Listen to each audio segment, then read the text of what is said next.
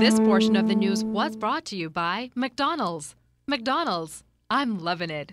Back live now. Earlier today, Defense Force officials combed one area for illegals while another search was taking place in a shantytown off Milo Butler Highway.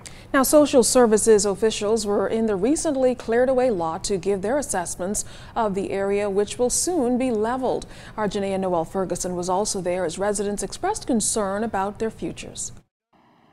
Now, immigration officials spent the most part of the morning searching for any more Haitian migrants who would have come in that sloop this morning. But our investigations brought us here to the Milo Butler Highway, where a shantytown had already been cleared off and social services were making their assessments on the area. Now, according to our sources, it is believed that those Haitians that came fled to this shanty town. We also understand that suspected cases of the chikungunya virus may also be prevalent in the area. Now, Assistant Director of Social Services Wentworth Butler confirmed that this mission continues the government's plan to shut down shanty towns across the country. Offer some form of assistance to them, rental assistance, food assistance, etc., and even some assistance for their children. We have went to several of the homes and we have noticed the condition, the state of the homes. We recognize that a lot of them are in a deplorable state. This resident, who has been in the Bahamas for more than 30 years, says if the lot is destroyed, she will have nowhere to turn. Money, no work, no boyfriend, no mommy, no daddy, no familia.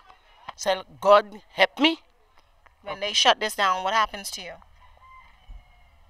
I don't know.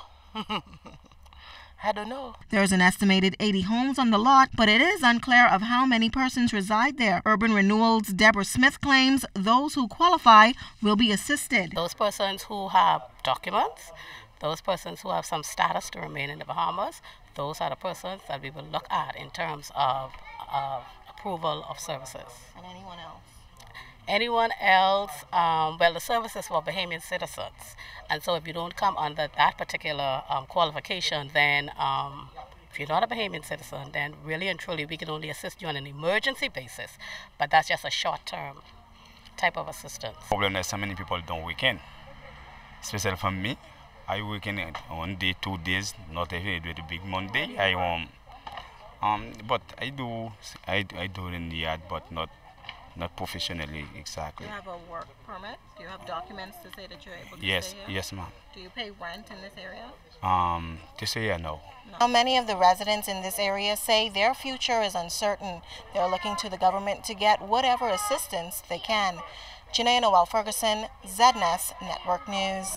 The Ministry of Health is reporting 17 confirmed cases of the chikungunya virus. Health Minister the Honorable Dr. Perry Gomez told ZNS News that most cases seem to originate in the Faith Avenue and Peardale areas. We're told that to date, the ministry has sent in excess of 110 suspected cases to the Caribbean Public Health Agency based in Trinidad for screening.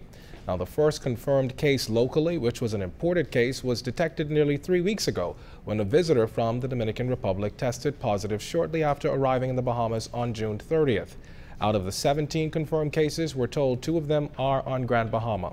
The health department says it will increase surveillance for the virus in order to control the spread. Chikungunya is spread by the bite of an infected Aedes aegypti mosquito. Now, there's no direct person-to-person transmission, and symptoms include high fever, joint pain, especially in the hands and feet, headache, muscle pain, rash, nausea, and vomiting. There was a mishap on Friday's edition last week of the Business Beat sponsored by Fidelity. The Broadcasting Corporation of the Bahamas would like to apologize to Fidelity for that mishap. This portion of the news was brought to you by McDonald's. McDonald's, I'm loving it.